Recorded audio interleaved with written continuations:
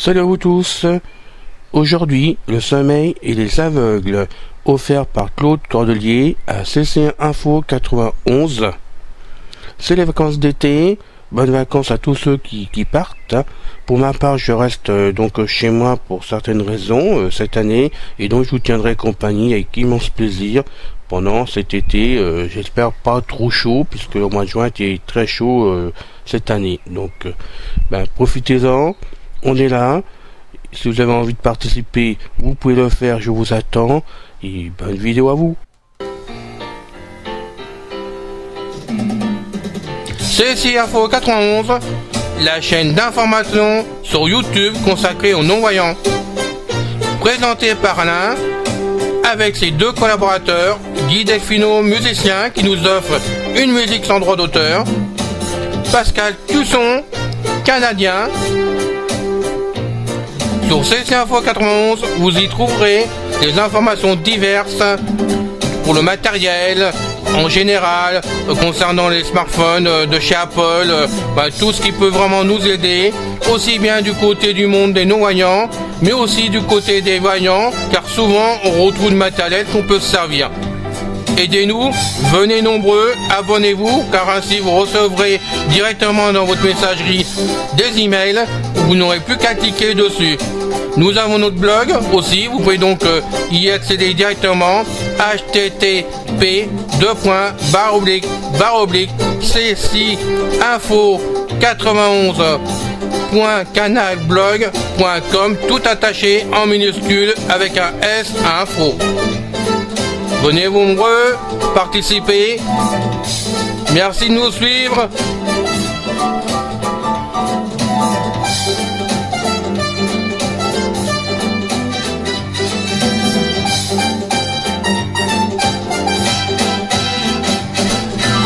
Bienvenue à tous. Hier soir, Claude a dormi comme tous les soirs sur le canapé du salon. Ses nuits agitées gênent le sommeil de sa femme. Claude est aveugle et il dort mal depuis des années. Moi, je me réveille la nuit. En ce moment, je me réveille des fois à minuit, 1h, enfin toutes les heures, je regarde l'heure, quoi. J'ai vraiment un sommeil un peu spécial, très caressant. Claude a perdu la vue lorsqu'il avait 30 ans à cause d'un glaucome. Depuis, ses yeux ne perçoivent aucune lumière, il est dans le noir complet.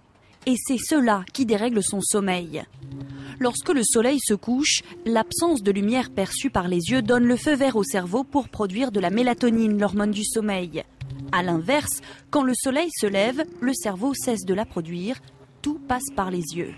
Quand on est non-voyant, il n'y a plus ce déclenchement, cette régulation de l'horloge par la lumière. Donc les non-voyants sont souvent ce qu'on appelle désynchronisés par rapport au rythme des 24 heures. Michel, non-voyant de naissance, avait lui aussi des nuits difficiles et des journées somnolentes comme une immense majorité d'aveugles. Aujourd'hui, il fait partie d'un essai clinique mené ici au laboratoire du sommeil de l'Hôtel-Dieu à Paris. Il prend chaque jour à la même heure un dérivé de mélatonine. Tous les 2 mois, il vient ici vérifier que tout va bien. Par rapport à avant la prise du médicament, ça a quand même changé votre vie? La vie a complètement changé, dans le bon sens. Les nuits sont tout à fait normales. Je me couche, je peux dire que dans les 10 minutes qui suivent, je m'endors. Je dors sans moment de réveil pendant 6 heures régulièrement. D'autres solutions existent sans prendre nécessairement de médicaments, comme la luminothérapie. De la lumière de couleur est envoyée dans une pièce. La mélatonine est inhibée par le blanc ou le bleu et au contraire stimulée par le rouge. Mais cela ne peut aider que certains aveugles ou malvoyants. Certains patients non-voyants qui ont encore certaines cellules nerveuses visuelles peuvent bénéficier de la luminothérapie. On va agir avec la luminothérapie sur ce type de patient, mais chez un patient non-voyant complet, total, la luminothérapie n'aura pas d'effet. Une technique qui a déjà fait ses preuves pour les travailleurs de nuit ou le décalage horaire pour remettre à l'heure l'horloge biologique. Dans la famille Cuny, 2 enfants, 2 parents, 4 dormeurs différents. J'entends papa ronfler. À 1h du matin, je suis réveillée et parfois je reste 2 heures debout. Je dors très bien. Je n'entends pas mon papa. Je suis une très bonne dormeuse. J'ai pas du tout de difficulté ni à m'endormir, ni à me réveiller le matin. Moi, je sais pas comment elle fait. J'ai besoin d'un certain préparatif, entre guillemets. Je lis, j'essaie de m'occuper avant de dormir. Et puis après, quand je me réveille, j'ai du mal à me rendormir. C'est clair. Nous sommes donc inégaux face au sommeil et il n'y a pas que les CUNY qui le disent. Les scientifiques aussi. Donc là, j'ai lancé le programme. Une étude menée sur 10 000 personnes en Europe a permis d'identifier le gène du bon dormeur. Une personne sur 5 serait porteuse de ce gène qui fait dormir une demi-heure de plus en moyenne. Notre quantité de sommeil est programmée à 40% par nos deux parents. Et cette quantité est extrêmement variable puisqu'on sait qu'il y a des petits dormeurs, moins de 6h30, et des longs dormeurs, plus de 9h30. De façon tout à fait familiale. Les chercheurs avaient déjà repéré le rôle de certains gènes dans les troubles du sommeil, comme ces cas de somnambulisme, les terreurs nocturnes ou la maladie des jambes sans repos qui fait marcher en dormant toute une partie de la nuit. Mais pour la première fois, c'est une énigme plus banale qui est résolue. Si Napoléon ne dormait que 4 heures par nuit, alors qu'Albert Einstein avait besoin de 11 heures de sommeil, ce n'est pas parce que l'un était plus feignant que l'autre, c'est leur programme génétique qui était différent. C'est important de savoir qu'on est court, moyen, long dormeur, du matin, du soir, pour connaître sa nature, pour ne pas aller trop contre sans arrêt. Ouais. Utile donc pour éviter le cercle vicieux du manque de sommeil, dans lequel Éric Cuny, le père de famille, s'enferme peu à peu. Je pense que je compense cette fatigue par du café et des cigarettes. Oui, effectivement, je pense qu'il y a un impact. Ce jour-là, son entreprise a mis en place un plan de prévention. Inspiration par le nez, le ventre se gonfle, la cours de respiration par le ventre. 2. Et méthode de repos dit flash. 1 à 5 minutes, pas plus. Quand la clé tombe, la sieste est finie. Lâchez vos clés, tout ça. Car si les gènes nous conditionnent, on peut aussi s'aider soi-même à faire la paix avec son sommeil. Chaque jour après l'école, Bella aide sa famille dans les tâches ménagères.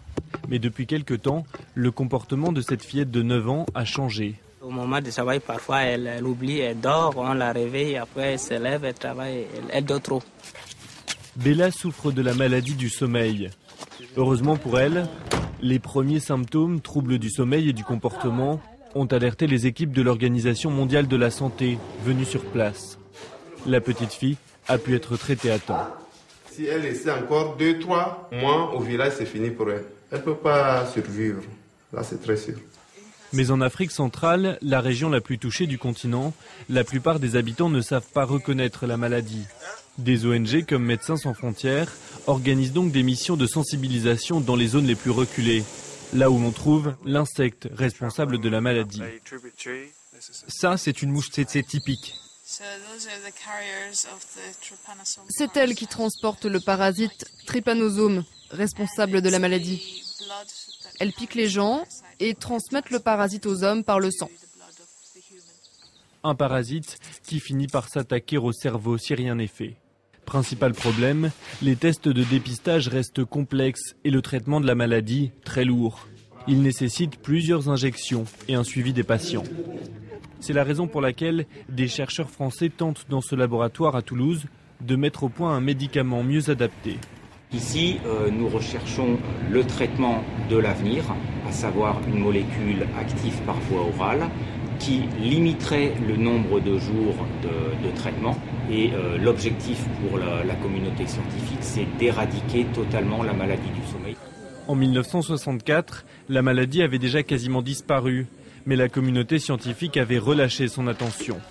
Aujourd'hui, même si on recense moins de 10 000 nouveaux cas par an, la maladie du sommeil menace toujours 60 millions de personnes. Aujourd'hui, une chose sur laquelle tous les médecins s'accordent, une sieste 20 minutes par jour est bénéfique pour la santé. Elle permet d'améliorer la concentration, la vigilance et de diminuer le stress. On a fini la vidéo pour aujourd'hui. Je vous dis donc à bientôt avec beaucoup de plaisir. Salut à vous tous.